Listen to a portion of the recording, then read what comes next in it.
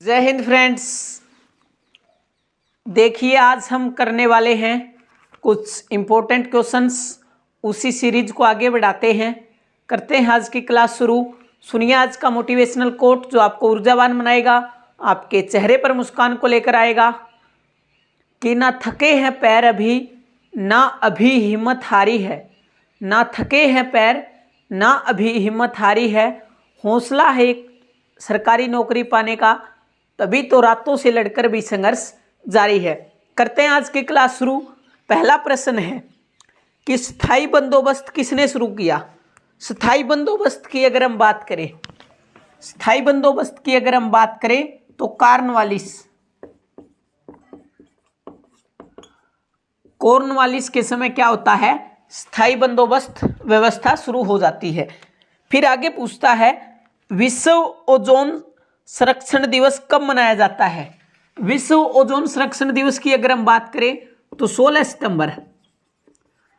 सितंबर को विश्व ओजोन संरक्षण दिवस मनाया जाता है। 16 सितंबर 1987 को क्या होता है, मॉन्ट्रियल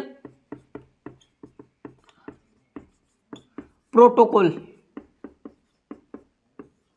पर्यावरण को बचाने के लिए मॉन्ट्रियल प्रोटोकॉल होता है, तभी हम क्या मनाते हैं, 16 सितंबर को विश्व ओजोन संरक्षण दिवस मनाते हैं। फिर आगे प्रश्न है कि प्रस्तावना में संशोधन किस संविधान संशोधन द्वारा किया गया। प्रस्तावना में अगर हम बात करें संशोधन की तो वो 42वां संविधान संशोधन था 1976 का। प्रस्तावना में संशोधन करके 3 नए शब्द जोड़े गए, समाजवाद, पंथ निरपेक्ष और अखंडता। इन 3 शब्दों को जोड़ा गया, समाजवाद, पंथ निरपेक्ष और अखंडता। बात करते हैं हम प्रस्तावना के बारे में, तो प्रस्तावना को किसने पेश किया, जवाहरलाल नेहरू ने पेश किया। और कब किया, तो वो तारीख 1946 के अंदर, 1946 के अंदर 18 दिसंबर की वो तारीख थी जब जो प्रस्तावना है उसको पेश किया जाता है। और फिर इसको लागू कब से किया गया, तो लागू 22 जनवरी 1947 को। इतने दिन बाद क्यों लागू किया गया, क्योंकि उस समय क्या था, भारत का विभाजन नहीं हुआ था, यानी कुछ जो सदस्य चुने गए थे वो जो भारतीय संविधान सभा उसके अंदर आना चाहते थे, कुछ आना नहीं चाहते थे। इसलिए 18 दिसंबर 1946 को पेश की गई और 22 जनवरी 1947 से क्या होती है, लागू होती है। फिर आगे बात करते हैं हम। अगला प्रश्न है कि वर्मी कल्चर का संबंध किससे है। वर्मी कल्चर की अगर हम बात करें, वर्मी कल्चर का संबंध किससे है। वर्मी कल्चर की अगर हम बात करें तो केंचुआ पालन है, केंचुआ पालन से संबंधित है वर्मी कल्चर। और केंचुए को ही क्या बोला जाता है, किसान का मित्र बोला जाता है। किसान का मित्र किसे बोला जाता है, केंचुए को ही बोला जाता है। फिर बात करें हम विटीकल्चर। विटीकल्चर की अगर हम बात करें तो ये अंगूर की खेती हो गई। और बात करें हम एपीकल्चर, एपी कल्चर की अगर हम बात करें तो मधुमक्खी पालन का संबंध किससे हो गया, एपीकल्चर से हो गया। फिर आगे बात करते हैं हम, कौन सा परमाणु संयंत्र कर्नाटक के अंदर है। कौन सा परमाणु संयंत्र कर्नाटक के अंदर है, तो केगा कर्नाटक में है। केगा कर्नाटक में है। कल्पकम और कुडनकुलम ये दोनों कहां पर है, तमिलनाडु के अंदर है। रावतभाटा ये कहां पर है, राजस्थान के अंदर है। और बात करें हम नरोरा कहां पर है, यूपी के अंदर है। और तारापुर जो कि कहां पर है, महाराष्ट्र के अंदर है। और पहला परमाणु संयंत्र भी कौन सा है, तारापुर है। फिर आगे बढ़ते हैं। आगे है कि किस बैंक का मुख्यालय लखनऊ में है। किस बैंक का मुख्यालय लखनऊ के अंदर है। तो लखनऊ की अगर हम बात करें, कौन सा बैंक है? सिडबी। सिडबी बैंक का मुख्यालय कहां पर है? लखनऊ के अंदर। लखनऊ किसकी राजधानी है?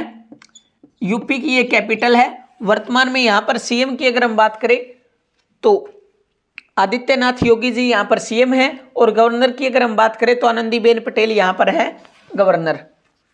फिर आगे बात करते हैं कि भारत के नवीनतम राज्य तेलंगाना का गठन कब हुआ था? तेलंगाना की अगर हम बात करें तो 2 जून 2014 के अंदर तेलंगाना का क्या होता है?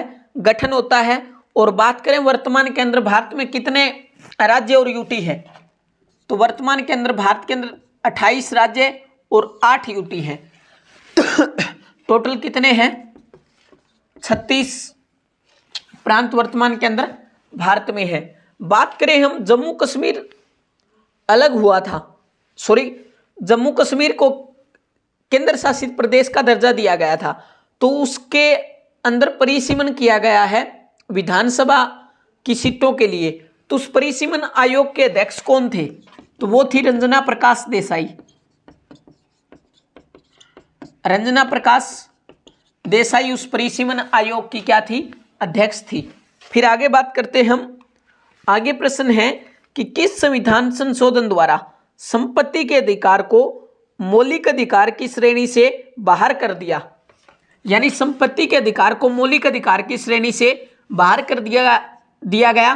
तो वो 44वां संविधान संशोधन था 1978 का। बात करते हैं उस समय भारत के प्रधानमंत्री कौन थे? तो उस समय भारत के प्रधानमंत्री हुआ करते थे मोरारजी देसाई। ये वही मोरारजी देसाई है जो कि स्वतंत्र भारत के पहले गैर कांग्रेसी क्या थे? ये प्रधानमंत्री थे। बात करते हैं हम वर्तमान के अंदर कितने मौलिक अधिकार हैं? तो वर्तमान में 6 हैं, और मूल संविधान की अगर हम बात करें तो 7 मूल संविधान के अंदर हमारे क्या थे? मौलिक अधिकार हुआ करते थे। फिर आगे बात करते हैं हम आगे कि पहला दादा साहेब फाल्के पुरस्कार किसे दिया गया? पहला दादा साहेब फाल्के पुरस्कार की अगर हम बात करें तो देविका रानी को पहला दादा साहेब फाल्के पुरस्कार दिया गया। और जो 52वां दादा साहेब फाल्के पुरस्कार है वो किसे दिया गया है? आशा पारेख को पिछली साल वाला जो दादा साहब फाल्के पुरस्कार था वो दिया गया था। फिर आगे बात करते हैं हम। आगे है कि अंतर्राष्ट्रीय ओलंपिक समिति का हेडक्वार्टर कहां पर है? अंतर्राष्ट्रीय ओलंपिक कमेटी का हेडक्वार्टर कहां पर है? तो ये है लुसाने स्विट्जरलैंड के अंदर। बात करते हैं हम इसकी स्थापना कब होती है? 1894 के अंदर। और वर्तमान में इसके हेड कौन है? तो थॉमस बोक क्या है वर्तमान के अंदर इसके हेड है। तो आईओसी का हेडक्वार्टर कहां पर है? लुसाने स्विट्जरलैंड के अंदर। स्थापना की अगर हम बात करें तो 1894 के अंदर स्थापना होती है, और थॉमस बोक क्या है वर्तमान के अंदर इसके हेड हैं। फिर आगे बात करते हैं हम संयुक्त राष्ट्र के पहले महासचिव कौन थे? संयुक्त राष्ट्र के पहले महासचिव के बारे में पूछा है तो त्रिगवेली बोल दो या ट्राइगवली, इसको इंग्लिश में बोलते हैं, जो कि कहाँ के थे? नॉर्वे के। और वर्तमान की अगर हम बात करें तो एंटोनियो गुटारेस, ये कहाँ के हैं? पुर्तगाल के। ये लगातार दूसरी बार क्या बने हैं? इसके हेड बने हैं। तो संयुक्त राष्ट्र संघ की अगर हम बात करें इसकी स्थापना कब होती है? 24 अक्टूबर 1945 को इसकी स्थापना होती है, और लगभग 30 या 29-30 अक्टूबर को क्या बन जाता है? भारत इसका सदस्य बन जाता है। फिर आगे बात करते हैं हम अगले प्रश्न के बारे में आगे है वस्तु और सेवा कर भारत में कब लागू हुई।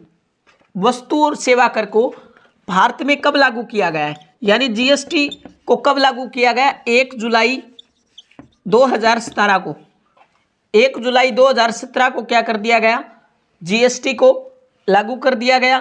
जीएसटी की अगर हम बात करें, जो जीएसटी की दरें हैं वो कौन निर्धारित करती है, जीएसटी काउंसिल।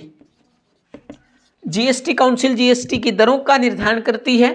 और बात करें हम जीएसटी काउंसिल का हेड कौन होता है, तो वित्त मंत्री जीएसटी काउंसिल का हेड होता है। और बात करें हम जीएसटी के बारे में तो इसकी दरें कितनी है, 0%, 5%, 12%, 18 और 28%। ये क्या है, जीएसटी की दरें हैं। वित्त मंत्री इसका हेड होता है। और वर्तमान के अंदर वित्त मंत्री कौन है, निर्मला सीतारमण जी वर्तमान के अंदर वित्त मंत्री है। तो फ्रेंड्स, ये थी आज की क्लास कुछ इंपॉर्टेंट क्वेश्चंस के साथ जो आपको हर एक एग्जाम के अंदर देखने को मिलते हैं। तो कैसी लगी वीडियो कमेंट सेक्शन में कमेंट करके ज़रूर बताना। तब तक के लिए हंसते रहिए, मुस्कुराते रहिए, अपने और अपने परिवार का ध्यान रखिए। मिलेंगे नेक्स्ट क्लास में। जय हिंद, भारत माता की जय।